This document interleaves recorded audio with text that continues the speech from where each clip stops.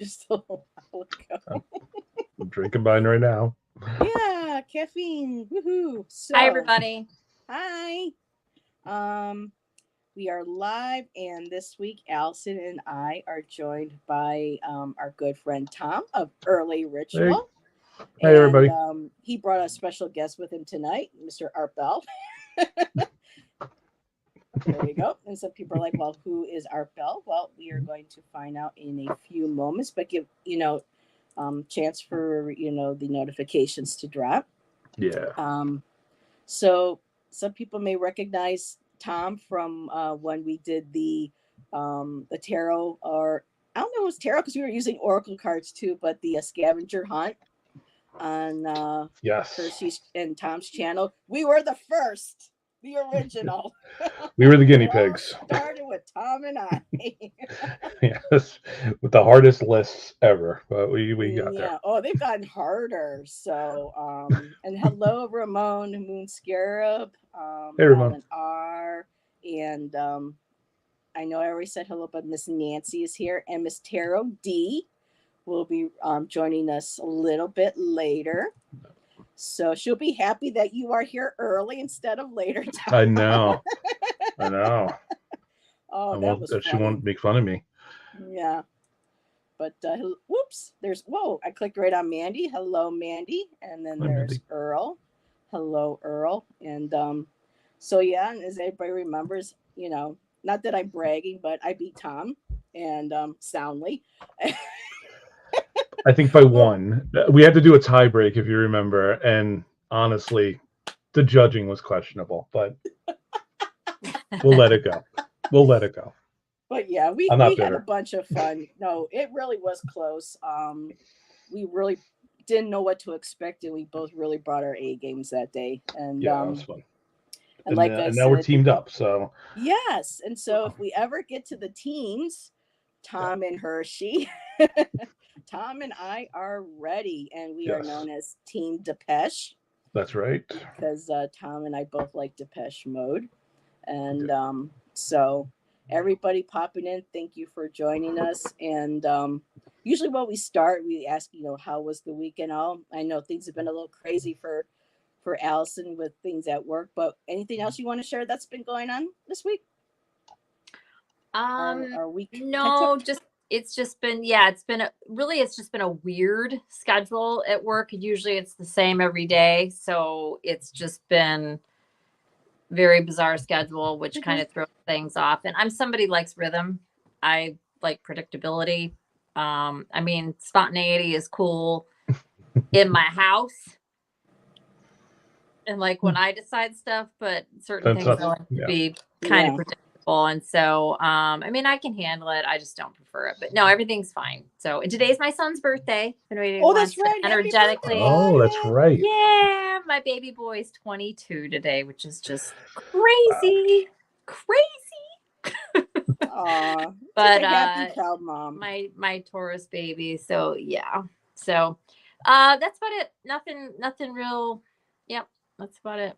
Well, we both had nice weather this week, so Yeah. Allison and I have been Yes. sending Yes. pretty pictures from the park and little snippets of little Lots of scouts and little flowers Lulu and walking around. Yep. I feel bad I didn't mention that. Yes, the weather is quite nice. And Tom, where are you? Where do you reside? So I'm in Jersey, but I'm like right Okay. outside New York City area. Okay. So very northern New Jersey. Um, Okay. So you're in a so cool spot where you can just cross the bridge and go to all the museums and yeah, stuff. if you You're want not to far from Miss spend, Taro D either. I'm literally like I can probably throw a rock at her. Wow. But Walk, Miss Taro D, duck. Wow. no, it's expensive to cross that bridge. Let's just say Sure. Yeah. Yeah. it's like $20 now to go across. It's Oh wow. insane. I was there in '92 on a school trip and got to go see the Met. We got to go to the Guggenheim. We got to go to Oh, the the Guggenheim. MoMA. That's cool. And then we went to a club. It was like a four-story club, and it was just like each floor had like different types of music genres, and it was so cool because when we went, voguing was just really becoming popular, and there was a lower floor, where one of my classmates took me down and go, come on, let's go Vogue, you know, and the guys are all like voguing around me. And I'm That's just kind of like hilarious. doing, you know, it was a blast. I was what, 22, 23 when I went. And so, yeah, great memories of New York City. And Yeah, it's not the same as it was then, unfortunately, anymore. Yeah, It was a that's fun sad to time hear. back then. Yeah, lots changed. It really has. We've had Ginger come in, and she Ginger's says, already yelled at me. love Depeche. She's yelled at you for what? She said I can't throw stones over at Oh. Miss Taro D. But we can forgive her because she loves Depeche Mode. So. That's true. And I've gotten back into listening to The Cure. I found the Disintegration CD at a vinyl and used vinyl and CD shop, and I was like, because you can't find them in the stores, and so I was like, $10, you got it, you know. So such a good album. I love that album. I don't know why I didn't. Our music's changed, you know, when we were younger. Which comes to ask, what were you listening to, Allyson? Because you and I are the same age. So back in those days, what was your? I would say a little bit of everything. Yeah. Yep. Hi, Dean. So no favorite band that you were following with posters on your walls or no, New Kids I on the didn't Block? do that. Oh yeah, I New didn't Kids. do that. Step by step, ooh baby. No, not really. I mean, no, it was very just like everything, really. There wasn't anything, and I know it's kind of a boring answer, but that's the reality. Yep. Yeah, I was fresh. Yeah, it was Monkeys, Def Leppard, Whitesnake, Bon Jovi, you know, Slaughter. I loved Queen. I definitely loved Queen. Very cool. But I mean, I listened to everything other than country. I mean, I listened to everything. Now, country I couldn't get into when I was younger. The only one that I could was like Kenny Rogers, because my dad, you know, Kenny Rogers was kind of like border anyways between the pop and the country. And my dad loved Kenny Rogers. And when he, you know, when he was healthier and he was, you know, my parents were, you know, still relatively together. He would trim his beard and wear his cowboy hat, and people would be like, "Hey, you kind of look like Kenny Rogers," you know. And I grew up listening to Kenny Rogers, unfortunately. Yeah, every time I hear my mother loved him. I think of my mom and dad, and I start to cry. Yeah, and it was so weird because I was doing a live show on the 26th, and it didn't occur to me again for the live show. And Rain started singing Kenny Rogers, and I was like, "Oh my god!" Because the 26th was the day my daddy passed away, and because Kenny Rogers, you know, being his favorite, we were doing a reading, and then Rain started singing Kenny Rogers, and I'm like, "Oh, that's when we were doing the moon readings with Allyson," and I was like, "Oh, it's my daddy coming through," and Allison's like, "Yeah, he's here." So, but yeah. So that's actually interesting because I ran into a friend. Well, didn't run into. I met up with a friend of mine that I hadn't seen in 24 years. Ooh. And hi, Teresa. He had moved out of the state, and he came back to take care of some family stuff. So we got together, and we were just all like a few of us got together, and we were talking around, and we were talking about what our first concerts were. I'd be curious to know what it's embarrassing for me. Mine is kind of embarrassing, but yet now it's kind of cool. But I mean, I wish my first concert would have been like Aha or, you know, the Go-Go's. But for me, it was the Monkees. that wasn't my first concert, but I did see them in '86. So I saw the second part of that tour. I didn't see the initial 25-year reunion, but I saw the second time around. So, I mean, Gary Puckett in the Union Gap and a bunch of other bands. I forgot who was with that. That was a good show though.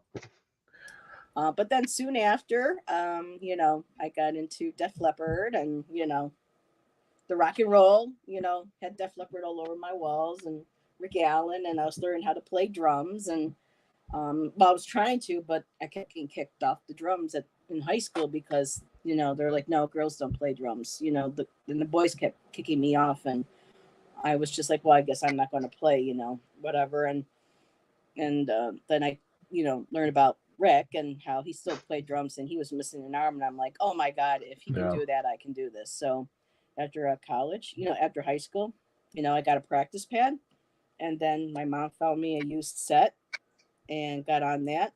And I played for a few years. But then when That's my dad cool. passed away, I hocked it for money for her and just never really moved into a place where I could have it again.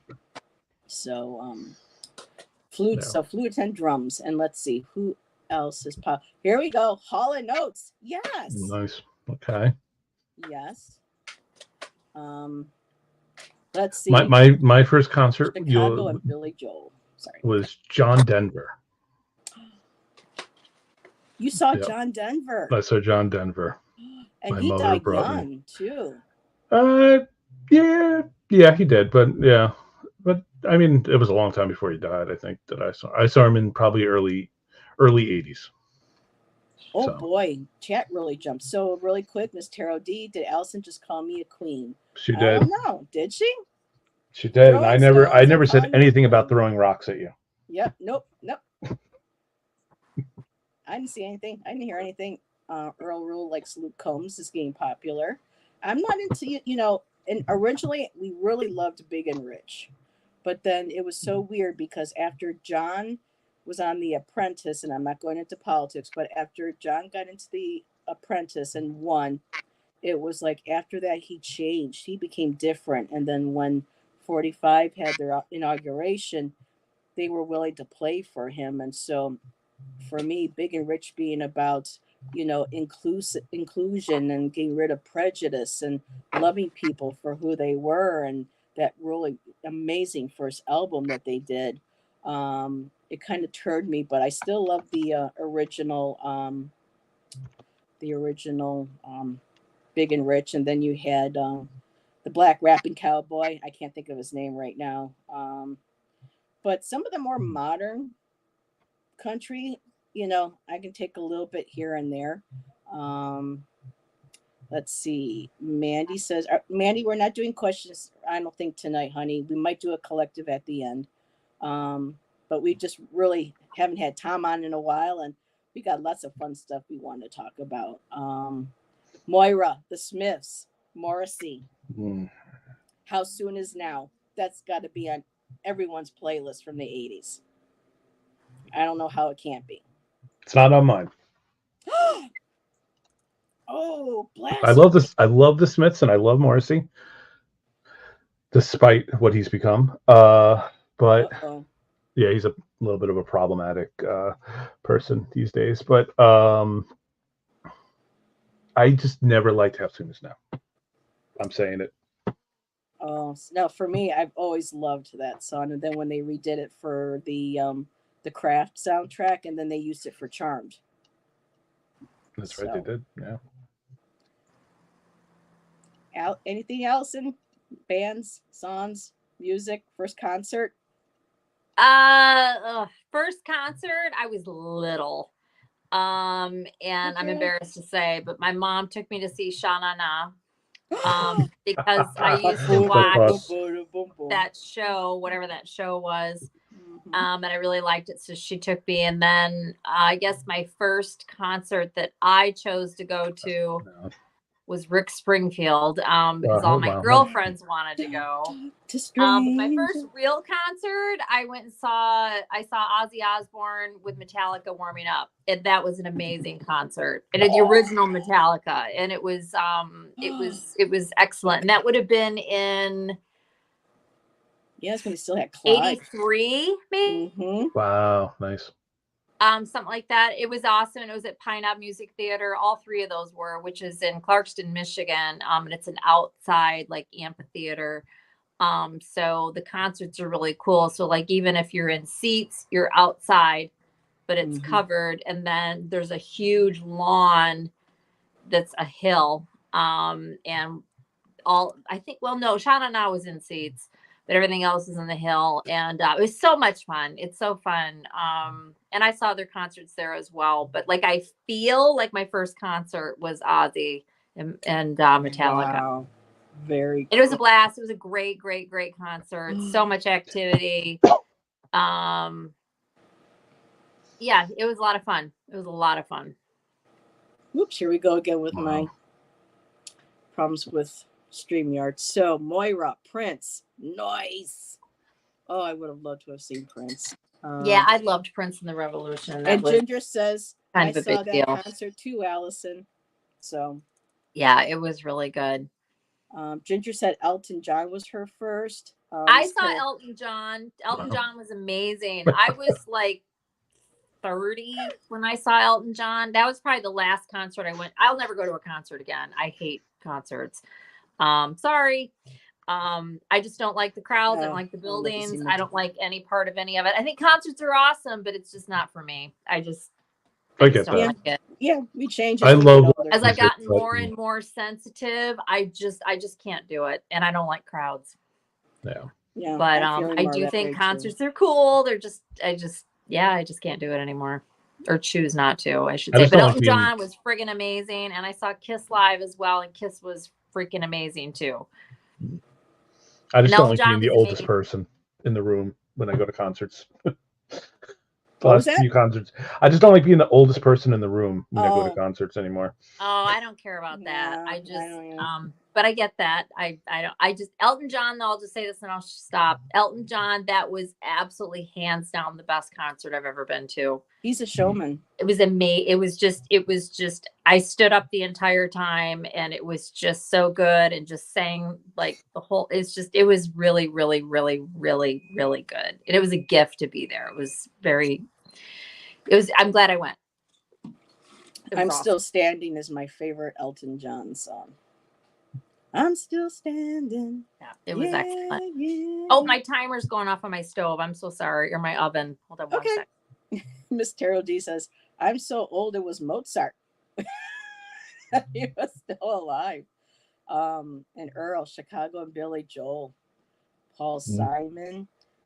Famous Christmas album was John Denver's. Nice. And I've been to Paul Simon's house. Oh, wow. Very cool. I've only seen his wife. I saw Edie Brickell one year at like some Earth Day thing. Are they still together? I don't know. Maybe they're not anymore. I don't know. Doing a duet with Paul's. No, yeah, they did. Yeah, they just. Oh my God, it was Paul Simon. They just released a video. I think it was it recent or a couple years ago? It popped on YouTube, and it was the two. I didn't realize he was married to her, and I'm kind of like, do you like this song that these two are? I don't. And he's like, nah, it just wasn't vibing, and so we changed it. But very cool, very interesting. Yeah. So. Dean has a question. Has anyone ever thrown their bra or underwear up on a stage at a concert, or is that old school? Well, I'm sure girls are still doing it now. However, I was almost arrested for trying to get into see the band Slaughter when they were here in Buffalo in their hotel. You almost got arrested for Slaughter. And I couldn't afford tickets. And so they were on tour with Poison, and but we saw Bobby and Brett far distance. My friends started calling to him. I'm like, shh, no, I don't want them over here. We were told to leave, and we snuck back in, and we were in the girls' bathroom. Like, okay, how are we going to try to figure out where? Next thing we know, here comes security, and oh boy, I was. So that's my story. But no, I've always kept my clothes on and stuff. And Nancy says, I took my children to their first concert, the Rolling Stones. Wow. The Beatles. Oh, Nancy saw the Beatles in 1964. Wow, Nancy. Very cool. Wow. So yeah, music really is like, I can hear a song and exactly remember where I was, what I, almost, but yeah, what I was feeling, those emotions come up. Sometimes I can even smell certain smells. I'm that way with smells and music too, but smells especially. I think we all kind of can shoot back with a scent. Every now and then I will smell a scent that's like a fragrance or something. And I don't know if people remember, but Allison probably will remember. But back in the day, Clairol used to have their herbal essence in this green bottle or this clear bottle, and it was a green shampoo. and it had this little illustration of a girl with long blonde hair with flowers. Do you remember that? There I was a store remember. in I Central. thought Herbal Essence was the one that came in the honey colored bottle that This one had was the green. peach colored lid that had like a honeycomb pattern on it. Wasn't that Herbal Essence? I'm not sure, but I remember something being put out by Clairol, and it was green colored, and I just loved the scent of it. And every now and then, so I had a girl with a little illustration with the blonde. And Oh, the and she had flowers. really long Yeah. hair. Yeah. I remember that. I just saw it. Yep. Hi, Brenda. Yep, green bottle. I thought Yep, so. I remember it. And the other one is probably something else, but in my mind, it's shampoo, I guess. I don't know. Yeah. I grew up on Avon. Actually, my mom bought and sold many times Avon, so a lot of stuff. Yeah, it was in sweet my honesty. peripheral, but it wasn't really in my house. But yeah, I'm familiar with Avon. Mm-hmm. Yeah. Let's see. Nancy said that was one of the benefits of being a crone, seeing all those British invasion groups live. Yeah. So eventually I did get to see Slaughter. This was before Tim was killed in that car accident. So I got to see him perform with the whole band. And even though I had seats way back, they let me come up to the front because it was like a multiple. It was like Alice Cooper was on tour, and they had Dokken. They had Warrant when Janie Lane was still alive. They had Typo Negative, and nobody was there for like Typo Negative except for like 5 people. And there wasn't much for Slaughter either. There was like a just like a handful of us. And the guy says, "Yeah, go ahead. Let me go down to the stage." So I'm all up there. Lilith Fair. I've seen Def Leppard 3 times. Not with Steve Clark though. Steve died before I was able to make it to one of their shows. But that I did get to see the Go-Go's back in 2013 when they went on their little casino tours or whatever. And so I got to see my girls. So that was awesome. I mean, growing up, I really didn't have a lot of friends. I was like one of those latchkey kids. So for me, my sanctuary was my room or outside in nature and music. So that's why I love music so much. It's, it was my friend growing up.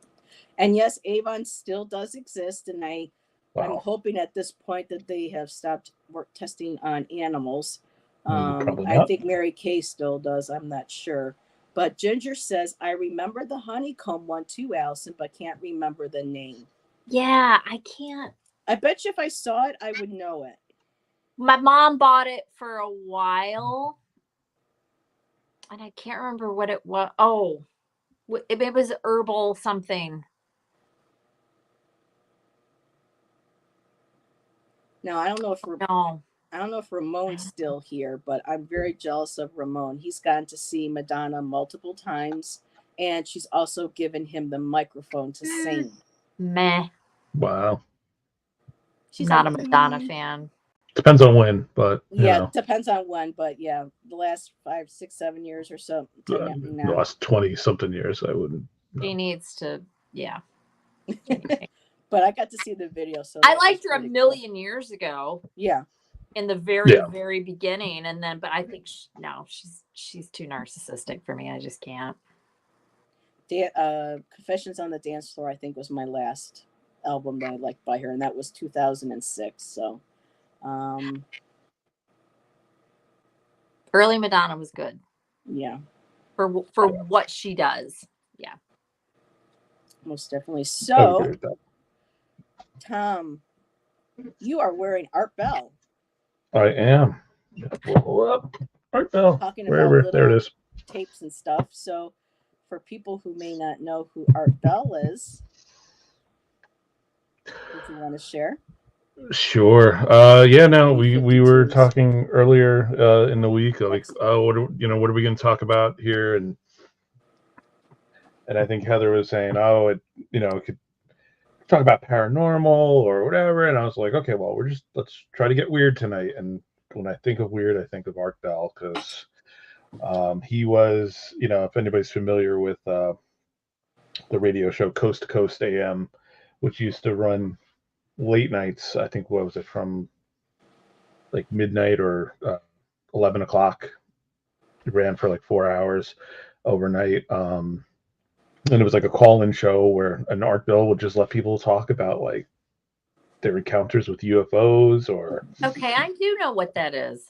yeah, And Mel's yeah. Hole. So Bell's Hole, yep, exactly. That's The been hole popular that again. no bottom. Yeah. Mhm. Yeah, no, it's the opening to hell and all these things. Yeah, no, there's a bunch of different stories. John Teeter, the time traveler. Um, so yeah, no, I've always been a huge fan of Art Bell. I listened to him forever, and then, unfortunately, he's no longer with us. But yeah, it was a great show. What's that background noise? That's him. John, He's up again. Oh. He's at it again. Okay, should we mute or? You want me to mute? Yeah, let me go ahead and mute. I didn't know if you guys could really hear him. yeah, I it's coming through. hear it. Yeah, that's the. I'm guessing the neighbor. Her weird neighbor. Yeah. So really quickly though, you guys were talking about talking paranormal to some degree. Yep. That would be fun. That would be fun. That'd be fine. Yeah, we can talk What would paranormal. be fun? Paranormal? Talking paranormal. I don't know if there's a subject matter to start with or you just meant in general. Have you had any experiences yourself, Tom? Or are you just I into would the say subject matter? I'm into the subject. I don't know. I have thoughts on it that probably don't coincide with a lot of people's thoughts on it. I do believe in it to some extent. I would still classify myself as a skeptic, though I have had experiences. Okay. Say more. Say more. What do you mean? Like you don't necessarily like what does that mean? Like you don't necessarily believe in So this, for like that, or whatever. I love hearing different opinions. So like for instance, ghosts. I don't necessarily I believe in the concept of ghosts. I think there are something that happens that people are reacting to or that are reacting to us even at times. I don't necessarily believe that they are deceased humans or or even if they are anything more than something that's coming from our own internal mind. Like if we're manifesting it potentially even. I like don't illusion type thing. I'm sorry, what like say? Illusion or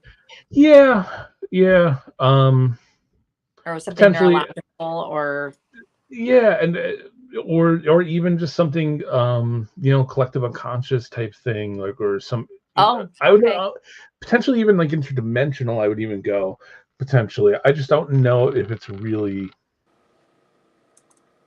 what it's been thought to be. I don't necessarily believe in an afterlife in that sense. Okay. I always considered myself an atheistic agnostic. So I don't really believe there's anything, but what the hell do I know? Right. Yeah. I know as much as anybody else. Yeah. Got it. Okay. So when you use your box and when you get those messages that come through, where do you think those messages are coming through if there isn't possibly an afterlife or you're not entirely convinced there's an afterlife? I don't know. Honestly, I'm not sure. I'm not one that generally believes in the idea of like guides and things like that either. I know it's odd. It's weird for in this community generally. I don't even look at like a lot of these tools and everything as necessarily divinatory or future telling. But I look at them as aspects of things. And I guess in a lot of ways, people would say that I'm probably just have like a very Jungian like idea of this, because I do rely heavily on like stuff like the collective unconscious and things like that to explain my worldview to some extent. But I'm also I shift my thinking a lot. So honestly, what I could be saying today, I might a week from now change. Yeah. But you know, I think that's cool. also, yeah, I also don't That's how we care like grow. Yeah. what other people think. You know, like if somebody else believes Yep. that it is, hey, it's reincarnation, or it's, you know, that ghost over there is a dead person. You know, I'm not gonna, you know, argue with them that it's not, because what do I, you know, like I said, what do I know? I don't know. But I'm fascinated by the idea of it. I've had experiences, and I've had experiences with Stuff. people from my life, you know, like that have passed. Mhm. So it's not, but I don't know if that's anything more than my own mind, you know. Okay. I'm not saying it's not externalized, but that doesn't mean I didn't create it still to that And it could extent. be So, different things, exactly. right? Yeah. I mean, it Yep. doesn't. I mean, I don't mean to speak for you, but like, could it not be that like whenever these things are experienced, it's not just one answer. There could be That's the other this. thing. Could Yeah. be that. It could be, you know. Could be different for everybody too, depending Well, on. that too. Yeah. But what I mean is like, Yeah. not that I'm saying this is what you feel or believe, Tom, but like, let's say somebody has an experience that seems very much like a ghost, traditional definition of a ghost, and then Yeah, like a somebody haunting, else yeah. experiences something somewhere else that's sort of similar, but then they're like, no, that's like a bleed through. You've heard people call like a bleed through, like Yeah. something that repeats itself, or Residual. Yeah. or then there's residual. like he goes where there's experiences or things that happen because there's a portal there, or Yeah. you have stuff that's coming out. I'll digress really quickly and just say something only because it just jumped into my mind. Tom, my I'll just call him my partner. The house that he lives in, he experienced a few different things over the last year. And one of the things he experienced, and I don't even know what this is, and he's very much a realist, but he's also definitely has some gifts. We don't know exactly what it is, but they fall in different categories. But anyways, he was laying in bed. He saw very clearly, and he doesn't know anything about any of this kind of stuff. I brought a lot of this into his world, if you will. He saw some sort of a dark mist type thing over the bed, not above him, but over, and he was watching it. And he's like, what the is that? You know, and it was like, you know, and he protected himself and this, that, and whatever. And it was there for a while, and it didn't do anything to him or whatever, but he could actually see it. And then after a while, it was gone. And it's like, I wanted me to tell him what it was. I'm like, I have no idea. I wouldn't want to see no damn black mist, though. I know. I mean, I've seen something similar, very similar to that. Honestly. What do you think that was, in your opinion, or your guess, or whatever? So I was young at that. This was when I was in my teens, and it was at somebody else's house actually, but we were probably messing with things that we shouldn't have been messing with anyway. Oh, you're playing boards and stuff. Yeah, probably. Yeah, that was probably we probably were at that time, but we probably did doing even like very basic like ritual magic and stuff, and you know, teenage stuff. You know, teenage devil stuff. Yeah. You know, right. You know, you put on, you listen to some Slayer, and you know, you're gonna.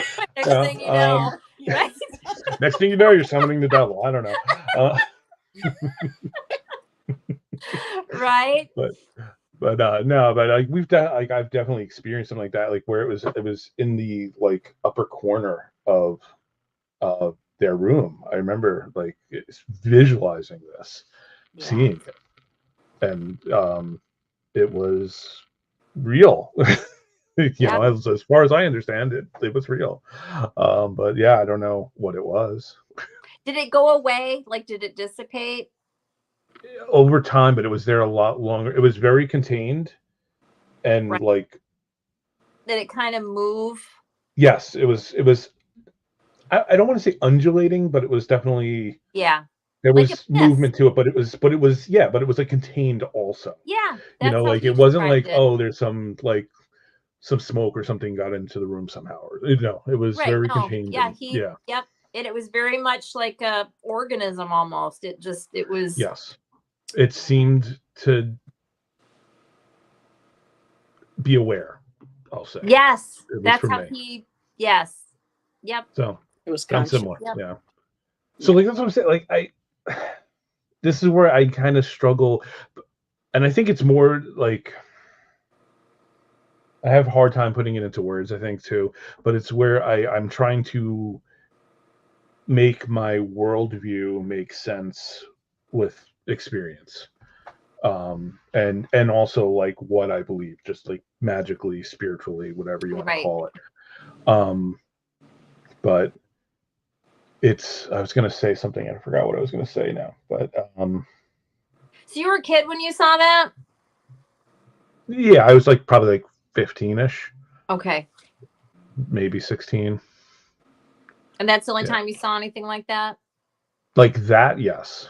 Okay. Yeah. I've seen Because I've never other even like heard of that. figures. And I've been into spiritual whatever for years and years and years and years and years. And he, I've only known him for I've met him years ago, but like we've only been involved for almost a year at this point. But anyhow, he had told me about this and we were seeing each other when it happened. This is a few months back. And I was like, wait, what? And I had him tell it to me again because I wasn't there. Yeah. I asked him a gazillion questions and he totally described it. And it was like you're just saying. And I told him, I said, I don't know. I said, doesn't sound good. But like he said, like you said, Wow. there was because he's quite, again, we don't know all of his gifts, but it's like he's very sensitive. And he was like, this thing was, he says there was a life force to it. I know there was. Yeah. I don't know if I don't know if I would say life force, but I would say aware. It was right. There was some. That's how I'd put it. Yeah. We mean the same thing. I think we're saying the same. Yeah. No, I try to be careful with what I say because to me. Yeah, I agree. Right. Yeah. It can mean one thing or the. Oh, that's what I was going to say. So one of the problems I have. Sorry, jumping a little bit. But I don't want to forget it again. One of the issues I have a lot with like the paranormal and like the shows and things like that is it's an extremely Abrahamic view of, or Christian view of, the things. So it's like, oh, it's this. It's if it's not a human, then it was a demonic force. Yada it's yada yada. It's and, bad. It's evil. And I don't necessarily. I'm a lot grayer, I think, in the way I look at some things, but and I struggle. That's something I struggle with too, at least with the paranormal. I don't like the way how everything is kind of viewed through that Western judgment. Yeah, exactly. Yeah, there's some, and it's like in every like paranormal show and every movie about it. It's always like this is like from hell and it's just like everything. The Warrens. Everything was. And you're right. It's a Christian. Don't get me started with the Warrens. I can't stand them. So. And threes are always associated with evil and this and that. So if you're scratched 3 times or you see the number 3, that means it's evil. And I'm like, oh boy. Well, I mean, they're saying that because it's like a bastardization of the Trinity and but like, nah. I think it's a very close-minded and simple way to look at something where a world that's made up of a lot of different people with a lot of different belief systems. You're right. And I try to be more inclusive, I'll say. But I don't know. Now, earlier, Dean James asked us, what exactly does paranormal mean? Is it like when we have had a message from a loved one that has passed? Yes, and more than that, paranormal is basically something that has to do with spirit activity. Yeah, that's aliens, UFOs. That's paranormal, Bigfoot. Well, is it? It's under the umbrella. It's an umbrella. What's the actual definition of paranormal then? I think it's just para would be, what is para? Slatin. I don't remember now, but yeah, it would be like outside the normal, basically. Right. Okay. Yeah. Beyond the normal, I think. I wouldn't have thought of the whole. Yeah. No, that makes sense. Okay. I just hadn't really ever thought of it that way. So, according to Oxford Languages, denoting events or phenomena such as telekinesis or clairvoyance that are beyond the scope of normal scientific understanding. That's like the little tiny. Yeah. Yeah. And then they go on talking about, culture, pop culture, this and that. So, but I agree, now Miss it was weird Taro. because when people talk about mists, I've never necessarily remember seeing a black one, but when I was teaching at one time, this is going back about 10 years at the old Niagara Falls High School that they converted into art studios and classes and things and theaters for local artists. I was locking up my classroom, and out of the corner of my eye down the hallway, I saw like a brownish mist just start really quick, and I was like, wait a minute, what was that? And I think that's smog. And I took, but this was separate. It was enough where it was just, I saw it, and then boom, it was like it waited for me to see it, and then it was gone.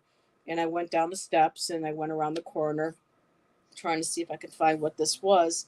And then when I talked to my supervisor, well, I won't say supervisor, but the woman who was in charge of the classes and things at the time, Kim, because she was familiar, because she does, she practiced. I don't want to say she's a Wiccan, but she does practice and do ritual and stuff, and she's part of a local group. And because she's been familiar with the school up until that point, and there is a spirit of a child that's been caught on EVPs and stuff, so there is activity at the school. It's so very old. And she was like, yeah, she goes, some people have seen it. She goes, sometimes I have to kind of go through some of the halls and do a smudge and kind of do whatever. She goes, but thanks for letting me know. And so I wasn't the only one that has seen it. But my sister at the house that I grew up in, this thing would attack me. I never, actually saw it, but for my sister, because she has a stronger ability than I do, though she doesn't want to admit it, and she shuts it off. She said that she was, home one day, and it just this black, mist just came down up from, the crawl space where it liked to live, and just came flying down, came right at her, scared the living hell out of her. So, I don't know if I won't necessarily say all black mists are negative, but I haven't really heard anything really positive about them. Sometimes people say a shadow quick out of the corner of your eye could just be a spirit letting itself know that letting you know it's there. There's also been people that talk about something that they're describing as like a shadow people, but that's more of a like human form. That's not what it's different. Definitely different than that. Yeah. And then people that talk about, I don't know if this is the same thing, but they talk about watchers, which I don't know what that is. So, but that's like usually like,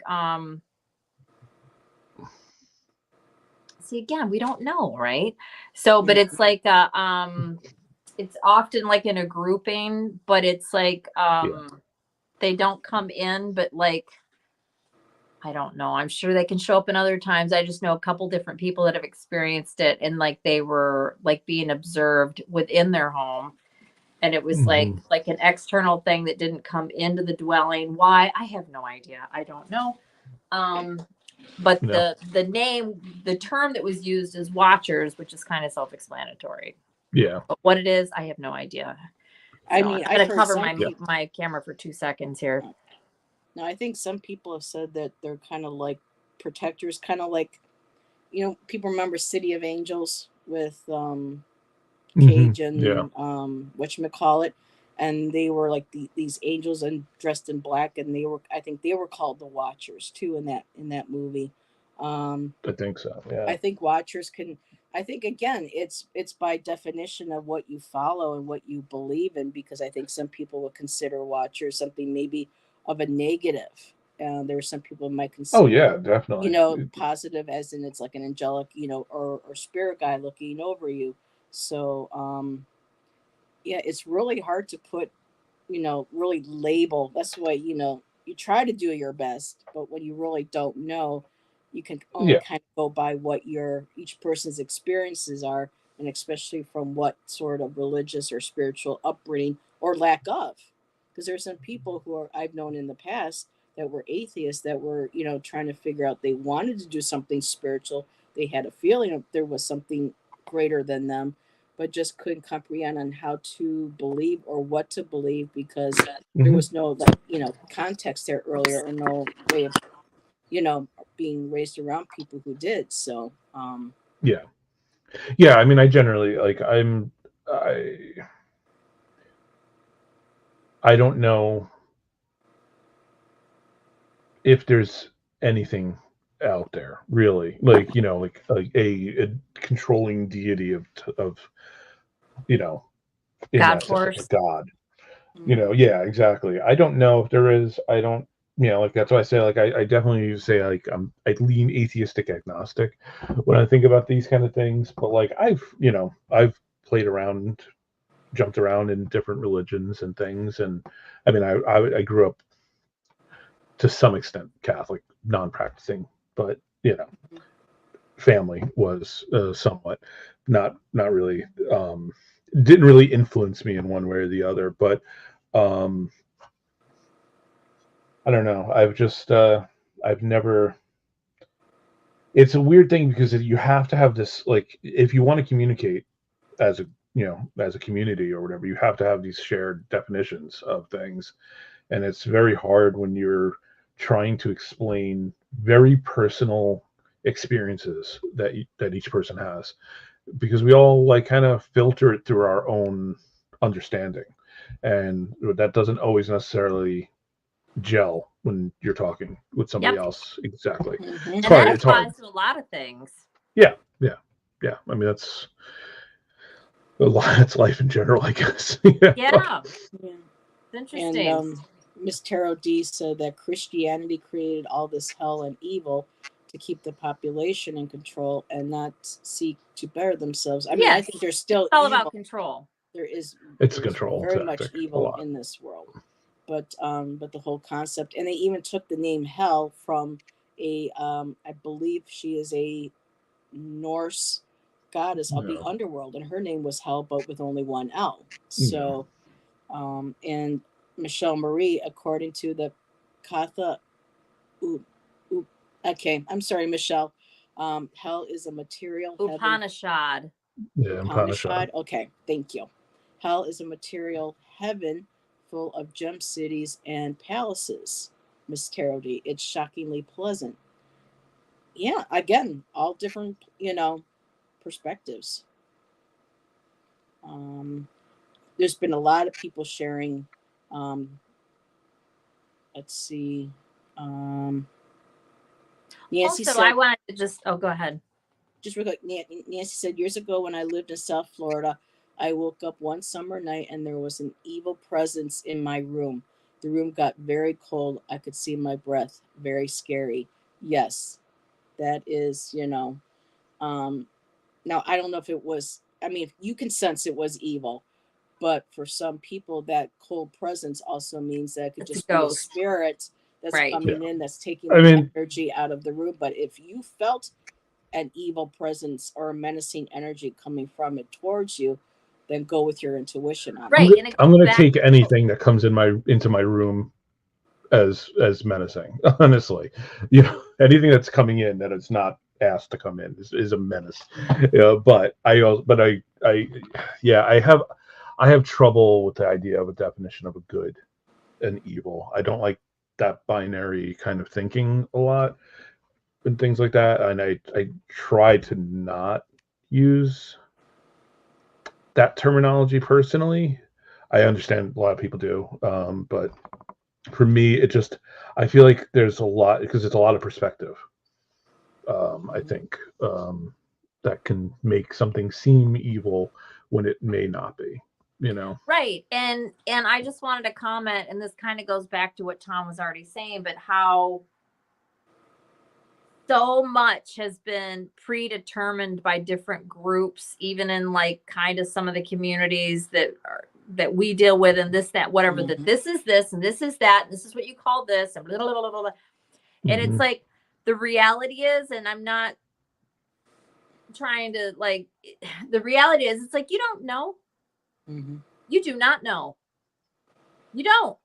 But according Yeah. to they know because their guides told them, and so there you Yeah, have that but extra layer. But how do we really?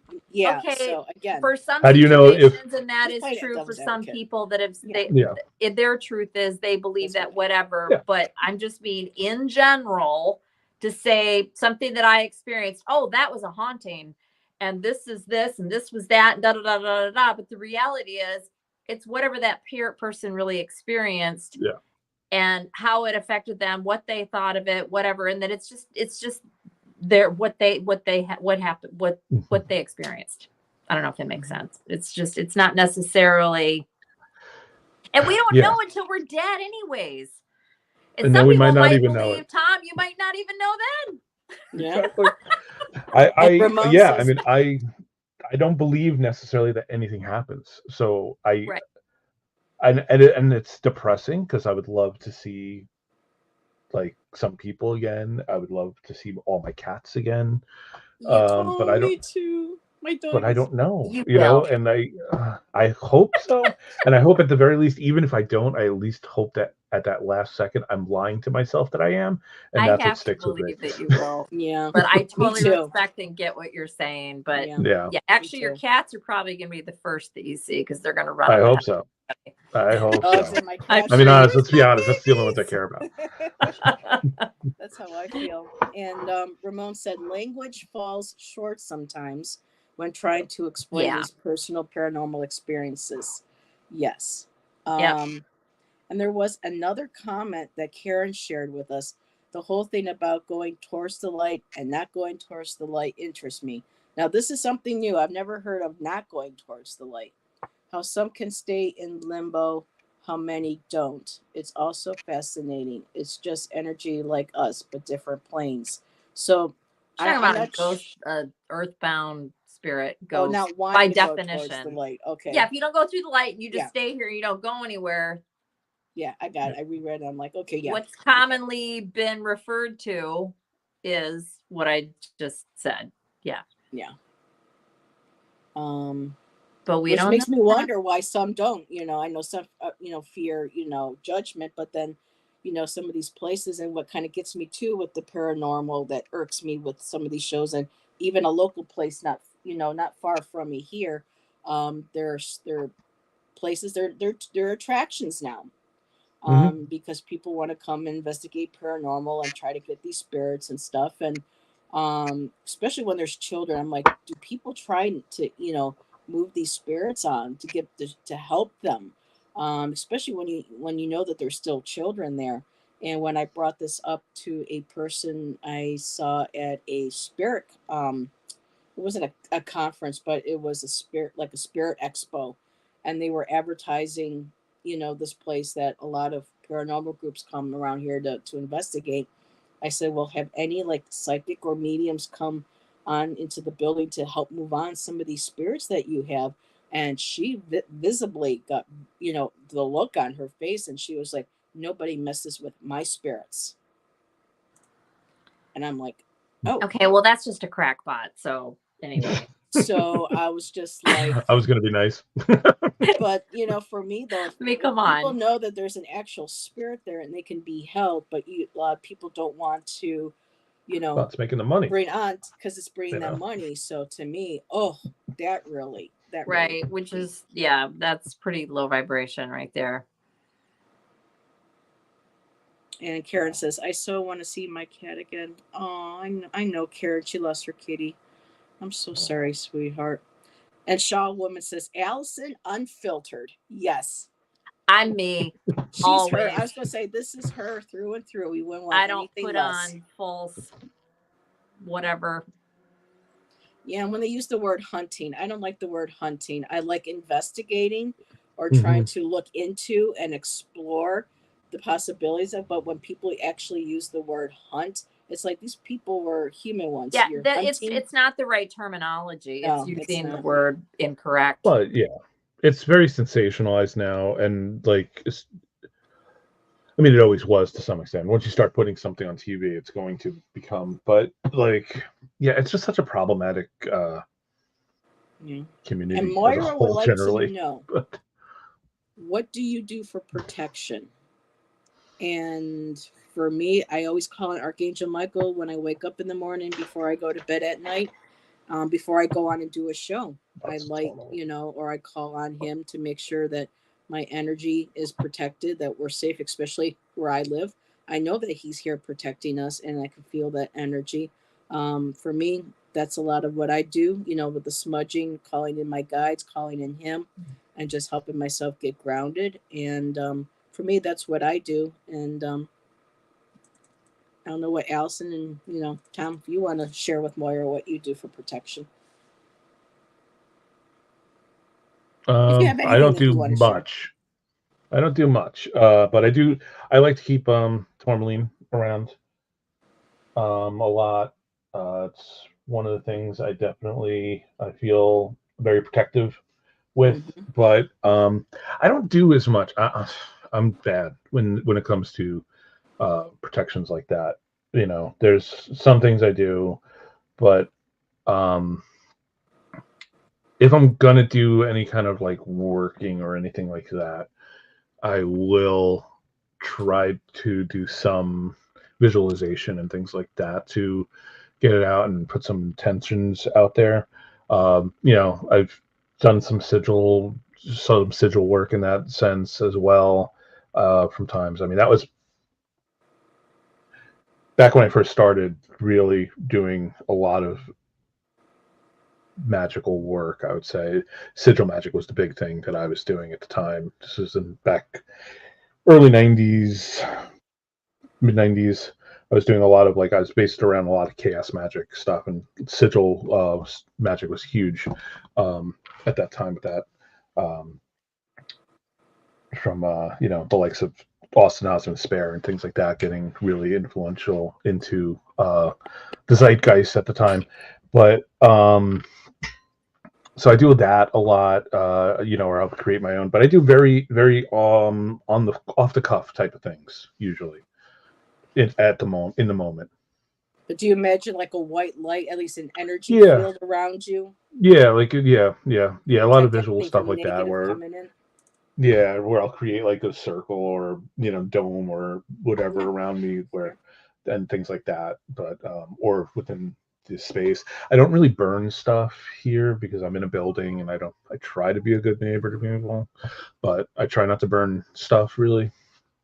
So, but otherwise, I probably would do more like that. But And Moira and I know Moira has already asked this before in the chat, and I want to bring it up again. She's just trying to figure out something must happen to our energy when I die, and it's scientifically proven that you can't destroy energy according to them. It just changes. So if we pass, the energy that's within us, that's whether it's a conscientious, yeah, I can't even say the word right, conscientious soul or not, it still turns into a different form of energy and may or may not, you know, go yeah, on to heaven where we see loved ones, but we still kind of reintegrate with the energy that is within the you know, the universe. And just really yeah. quick I mean, here, And energy stays in the universe things. is huge. and I'm sorry, and Allison. just really and really quick, we're not doing personal readings tonight. Thank you, sweetheart, but welcome. Feel free to hang out with us, so continue. I just wanted to address her really quick. I do several different things for protection, just pretty much on the regular, and it's just part of what I do, but I don't like do anything. I have a beautiful palm stone of tourmaline that's always with me in my purse. It lives in my purse. And so when I leave the house, when I drive my school bus, when I do all of that, it's with me. I never take off my pentagram. It's a necklace that I have that I love, and all the stones that are on it. And then I have my evil eye bracelet that I just always wear just because I like it. I don't necessarily think, oh, protection, but I guess to some degree that's why it started, or that's where it came from. I have probably every single black stone you can think of all over my house. There's a lot here. I have a All rocks. witch's bells on my door that I made myself. On my front door, there's a huge tourmaline sphere right at my entrance. I didn't realize these things, so you asked it. I'm like, oh, because I'm like, oh, not much. And I started thinking about it. I'm like, actually, there's quite a bit. And then I wear my mom's earrings, my mom's jewelry all the time, which you wouldn't necessarily think of that as protection, but it does carry her energy. So that kind of ties into what we were talking about energy. I have a bracelet. I'll just say this and then I'll stop. That was my grandmother's. It sits on my altar. That's another thing for protection and the calling in. I do that every day when I spend time at my altar, and call in my whole spirit team and soul family. But anyways, no, I have a bracelet that belonged to my grandma. And I wonder what you would make of this, Tom, but it's fine. But I have this bracelet that was my grandma's and she really didn't take it off. She wore it all the time. And I put that bracelet on and I can totally connect with her. Because I know it carries her energy. And like these earrings that I'm wearing, my mom wore these for years. And it's like, so there is, at least there's that much. I know there's energy, but what is that really? I don't know, but you can feel it. Yeah. And I think especially as for, you know, and I'm not saying anything that I feel is being discrediting or anything. So please don't take it that way.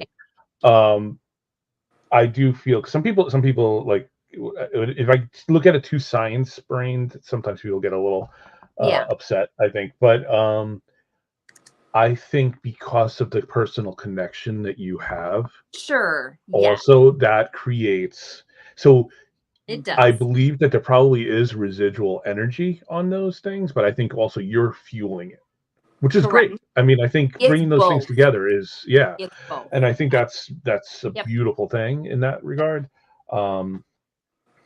But yeah, I mean, you know, if I had those earrings, it probably wouldn't mean anything to me. No, and it wouldn't, and you might not feel anything. Something that I think is interesting, and I'll just say this real quick because it occurred to me while you were saying what you were saying.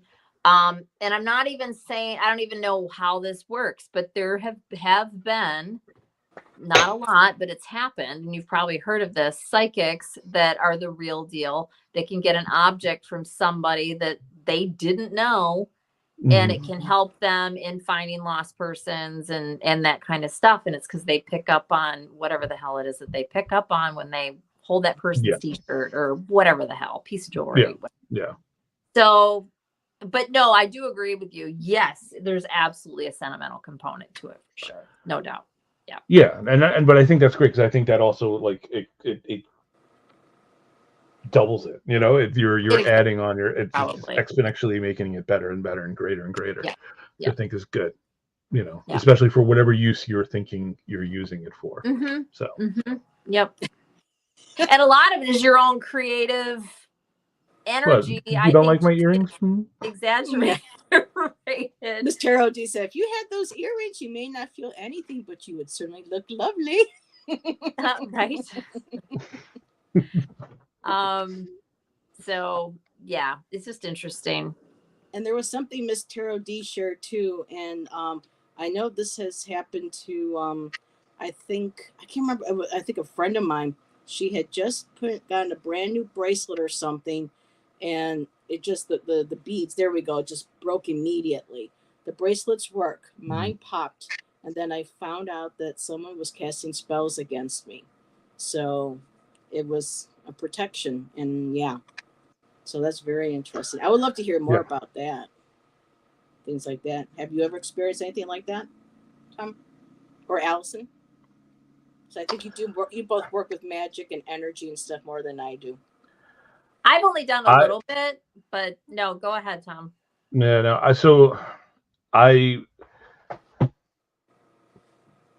In my mind, every act that you do that has intentionality behind it is a magical act. Yeah. You're putting your will out there. So that being said, I am not as active as I used to be as far as if I'm saying like intentional, like real magic. But when I was very active in it, and actually doing a lot of work. Like I said earlier, I came from the chaos magic kind of way of thinking, which is very results based. So you want to record what you're doing. You want to, like take notes. You want to keep a record of what you're doing and see what's getting you results. Because the whole thing is that you want to do the things that are getting you results. And you're jumping around from different paradigms and pulling ideas from all over the place and, kind of intentionally changing your belief system for reasons to get your will out there. Now, when I was younger and doing a lot of that stuff, I saw like results, not in the same sense of like what Ms. Tara D is saying, but like I would see like intentional actions that I took manifest within like, energy spikes and things like that would happen, lights going out and, things just happening in that regard. So, I mean, I definitely feel like there is power in that stuff. And I like when you imbibe your, I'll say will for lack of a better word, into an object or into something, it does give it intentionality and it does give it reason, whether that's an egregore or a servitor or whatever you're making or doing with it. Like there's a lot of different aspects you can do. I'm much more armchair magician nowadays in my mind. But Well, Tom, for some people who may not be familiar, because I'm not quite familiar with myself, because the word just to me denotes that it's energy that to me would be, for me it's an automatic knee jerk, as in, well, it's got to be negative. When you talk about chaos magic, because chaos, typically with people you're like, oh my God, it's like you feel like, what exactly? It's an unfortunately named like system of magic. Agree. It's unfortunately named. It gets its edgelord type connotations there. But so chaos magic is a system of magic that kind of grew out of the 70s, basically kind of coming out of England.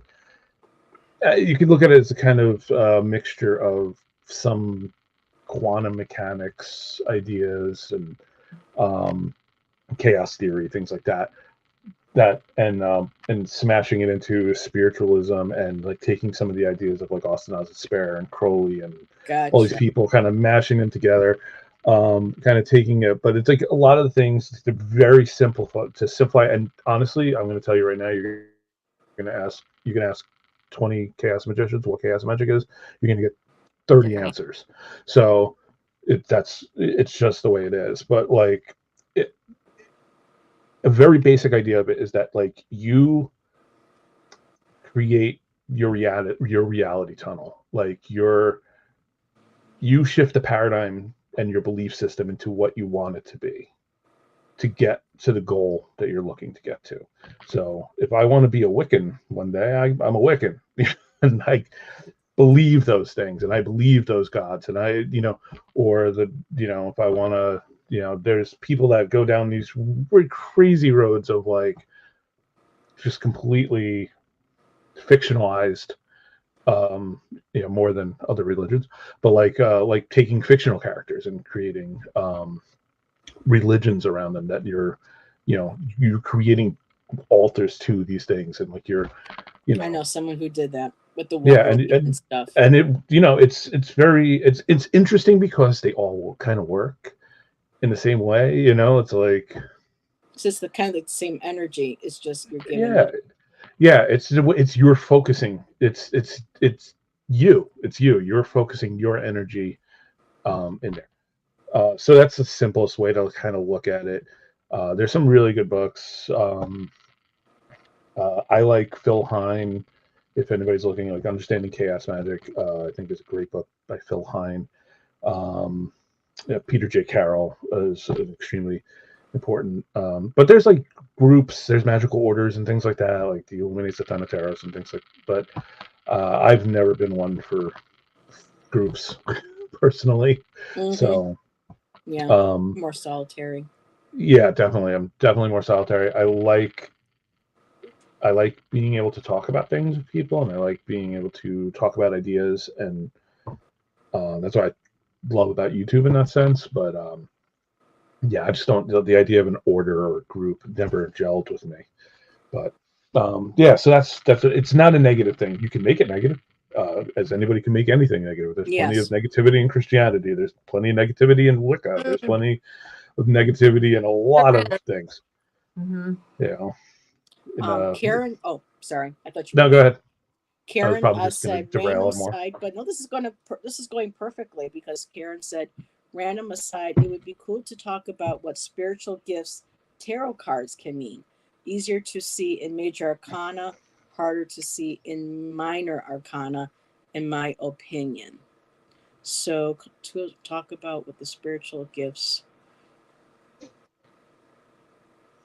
because the major arcana, if I'm understanding what you're saying, Karen, because the major arcana discusses or exemplifies, you know, the main energies that we work with in the world, whereas the minor, I think is what she's saying, doesn't.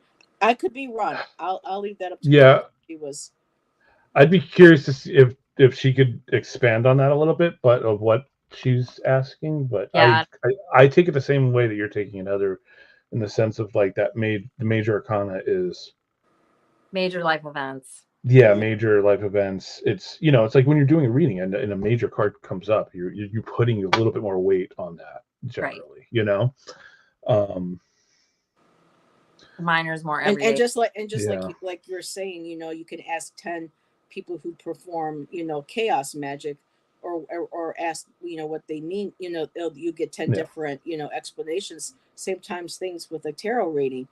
And Allyson and I have talked about this. Sometimes Yeah. when we look at each other's Yes. cards, we see, oh, this is exactly what jumps right out at me. Whereas there are times yeah, Allyson said, that's interesting because I can see your point, but this is how I see it. And then we'll see. So it's interesting how yeah. visually and energetically how we connect with the images on the card, even though I there's And mean, a we specific. all read differently. We yes, we all all do. read differently. Mhm. And just because somebody gets a spread and I might interpret it completely differently, but they're not my cards. I didn't pull them. Mm. And so that reading is not for me to decipher. That's how I see it. Yeah. Yeah. So just because it's hard because my brain wants to be, what the hell is that person even talking about? That is not what that spread says. And sometimes I know that that's really what's going on. Like if somebody doesn't want to deliver a bad message, but that's besides the point. I'm just talking about how when the cards come out, they're your cards. So what do they mean Yeah. to you, the person that pulled them? So yeah. And sometimes, like one time, Alison was pointing out, I had done a reading about a young man that went missing in Tennessee, Riley. And when I did the cards, even though the meanings were slightly different, the images told a story that may be coming true in the case. So again, it's like you've got your concrete representation of what the cards are supposed to mean, but that's where you end up developing that energy and your personal interpretation and how the cards show the messages to you. Yeah. And it was interesting because at that time she could actually see what I was getting and where I was coming from. So sometimes there is that overlap where we can see and interpret, even though we interpret cards differently, at that time she could actually see where that message was coming through. And this is what I find fascinating about tarot is that we can get sometimes different meanings from looking at other people's spreads, but at the same time, sometimes they'll still come together and almost say the exact same message in some instances. Oh, there's another black kitty like mine. Yeah. And that's Grimly, right? Or Grimly. Yeah. Grimly. Hi, Oh, Grimly. hi, Grimly. Oh, What baby. a beautiful Stop. boy. Is he a Bombay like my Mozzie? Sorry, Cat. I could not hear you because she pulled my Oh, Your earbuds. it's a earbuds shake. out. Yeah, it's a shake. Yeah. Yeah. It's a Bombay. like my Mozzie. Come on. All right. She's being a problem. So Before we get too much in another direction, I just want to comment on one thing that kind of played in what we were just talking about. And I'm curious what Tom will have to say about this. So we were talking about magic. I just got to share this. And Heather kind of, I think, already knows this because I know I've said it somewhere before, but I without dipping too deep into this. Okay. Dip away. As a child, I had this just knowing without actually doing it, but just this knowing that you can just do shit. Mm-hmm. You can just make stuff happen if you want to. And I can remember even thinking that and thinking almost like outside of myself, what? But it's like I knew it.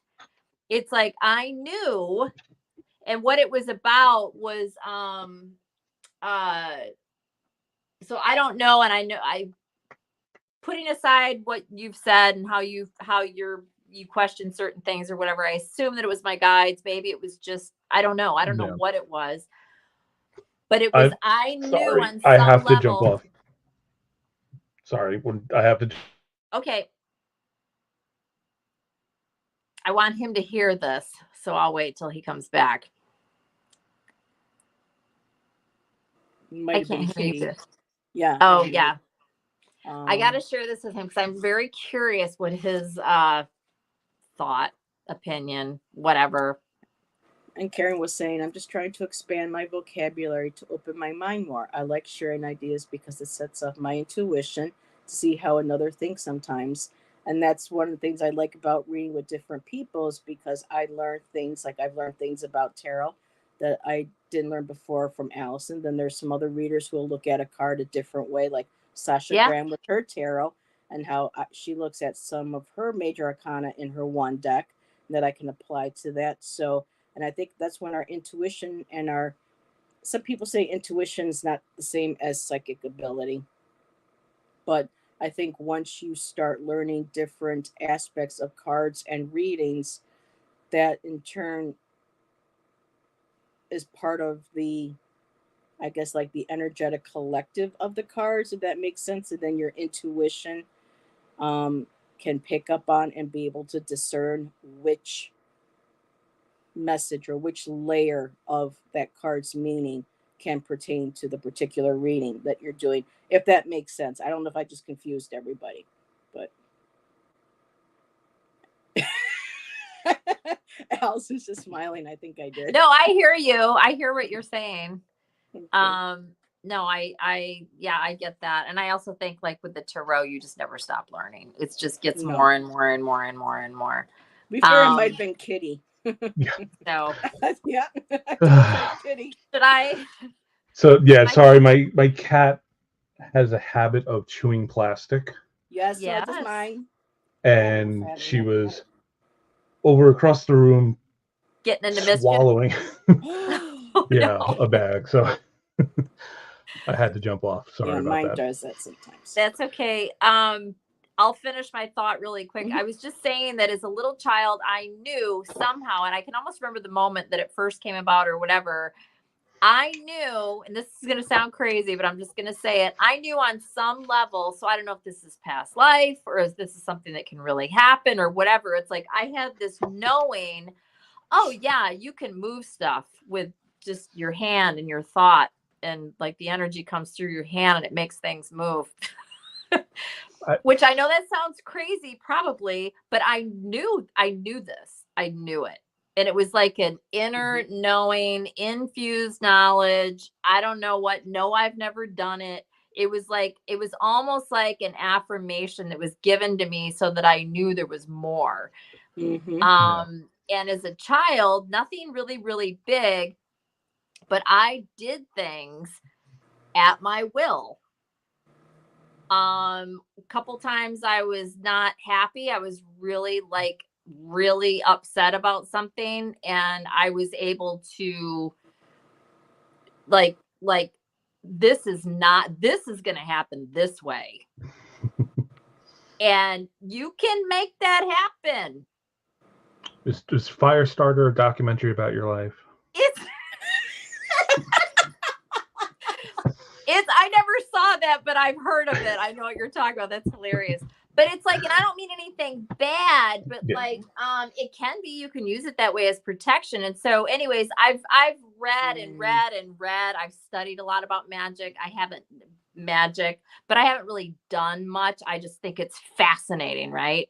And so, but I have done a couple things throughout my life that were not any kind of, it was me and my thoughts and my intention. Now, some people would just say that's manifesting. To me, it was like, I controlled that and I made that. Yeah. I mean, what's the difference? I mean, that's exactly. Thank what you. it is. And then you're talking about, I'll just say this one last thing about the working with people and whatever. It's like, I would never work with other people. I would always want it to be solitary. And I have no interest in that. And in doing it any other way. And I don't really do stuff. I've done a handful of things. I would just call it very basic little things. And it was for myself. I did one thing for my son at his request. And it was just to kind of help something go in his direction. And that's it. But I have done other stuff. And it was mostly as a kid. And it was me not even realizing that I was being a little magician. And I mean, that's what I did. I know it. I used to play pretend, but yeah. I'm definitely echoing what I said earlier, but I would argue that you're doing magic every day without even realizing. Right. You know, I mean, little stuff, but if you're looking at big. if you're looking at the definition of magic as being like that, you're influencing change in your world, you know, in however way. I mean, if you're praying, that's a form of magic. It is. Yes. So so that would be my argument for it. I mean, like you may, I think we all get hung up on like with the ritual around it. Agreed. Whether there is one or isn't one, or exactly. You don't need tools. You don't need anything, but you got all yourself. Yeah. Some people like to use the tools as a focal, you know. Exactly. They don't have their. Some people love the pomp and circumstance of ceremonial magically and everything. Now, I used to be like that until I kind of bumped things over and knocked stuff and couldn't remember. Did I start here? Did I start? You know, at that point, I was like, okay. I mean, and I think it's interesting because I mean, I love the idea of ceremonial magic. Love it. It's fascinating to me, but like the romance of it too, I would think. But like you also, if you ever actually sit down and start doing like a ritual or something like that, where you start to feel a little silly sometimes too, you know, like, you know, and you got to kind of get past that to some extent. If you're, and you also know sorry, go ahead. Sorry. No, go. No, say what you're going to say. I was going to say, you probably also realize I don't have to do all this. Exactly. I can just get right into it. Literally what I was going to say too. Yeah, you can bypass all that, in my opinion.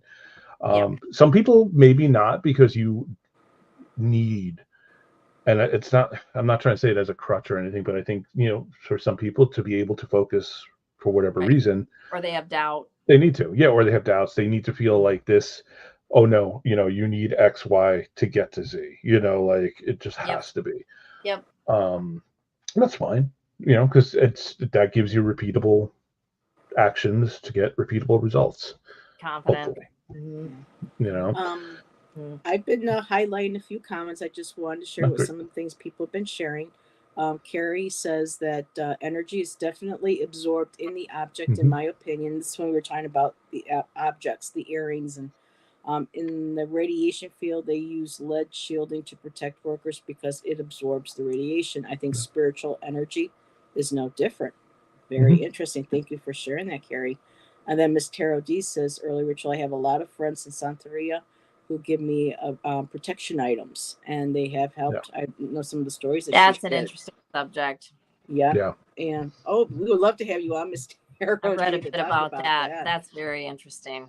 And I mean, I grew up in a very Hispanic and Latino area, and it's just like the amount of Santeria that you see, like just the objects. Like you're always going into like, you go in somebody's cupboard to get something, and there's like a little statue there with a cigar and money, and it's right. It's all like I was always fascinated and Me too. love those things. Mhm.